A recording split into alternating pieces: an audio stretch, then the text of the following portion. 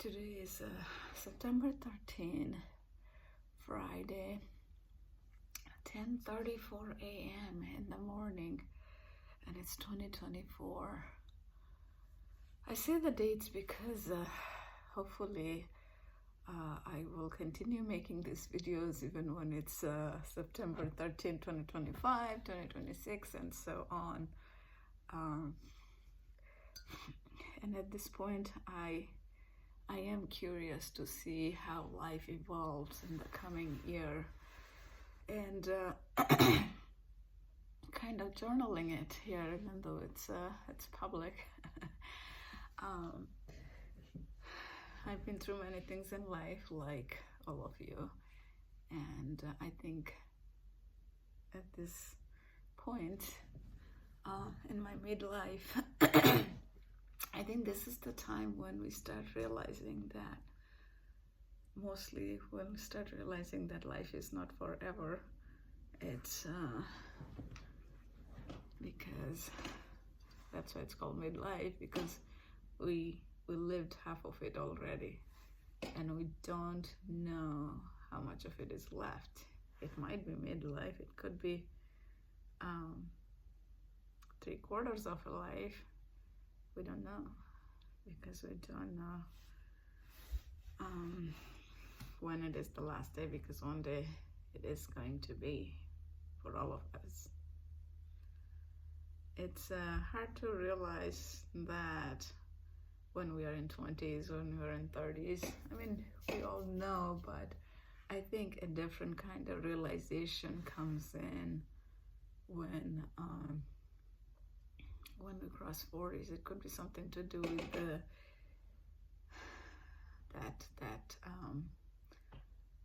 the number. It could be something to do with how people say, sort of like in the US, I think there's a concept of like teenagers, right? And then I think growing up in India versus how I see things where teenagers are in India versus here, I remember there was no specific additional focus on those ages, and I think, just my opinion, I think there was no specific different kind of expectation.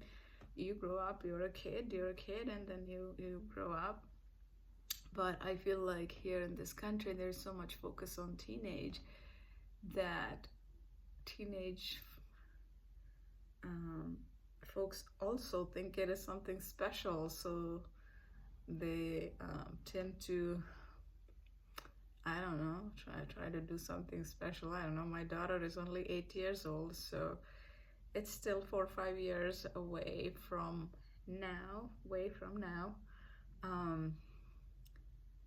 but she already started acting like a teenager. So anyway, this morning I was reading this book, How to Love by Thich Nhat Hanh, because I'm glad that since I make these videos, I tend to think more in this line. Last night also I was listening to some prayer videos before going to bed, and some sleep meditation relating to prayers. Also because I want to continue in this path, and one of the videos were about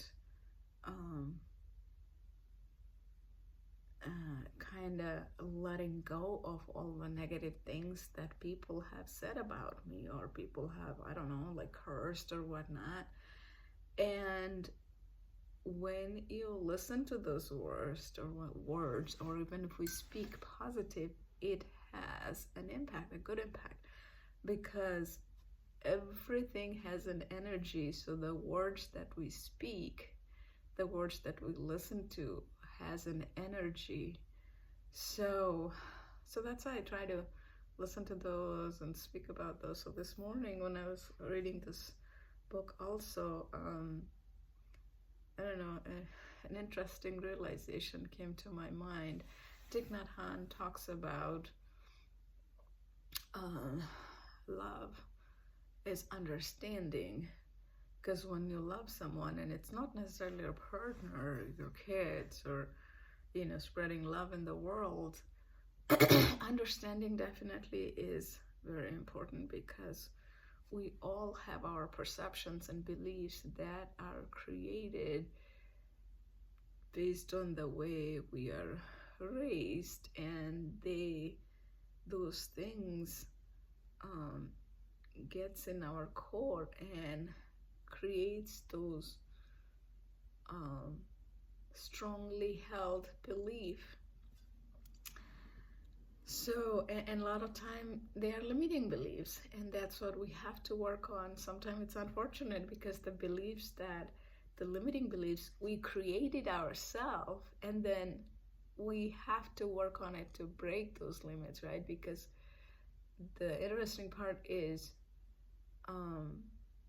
that we have created them, so we have the power to break them. That's a good thing to remind ourselves, right? The limiting beliefs, no one told us.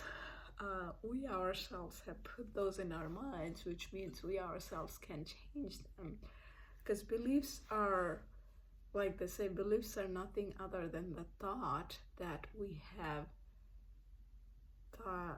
thought through it over and over and over so many times that we can't even remember, and it becomes a reality for us.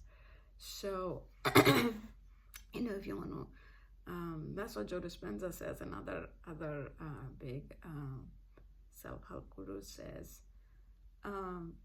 if you want to kind of experiment it, try something new and keep saying it every day. That's how manifestation works too, since you will be practicing. Oh, my timer went on, so I'll make a second follow on for this one. Okay, I'll turn it off and I'll come back and make again.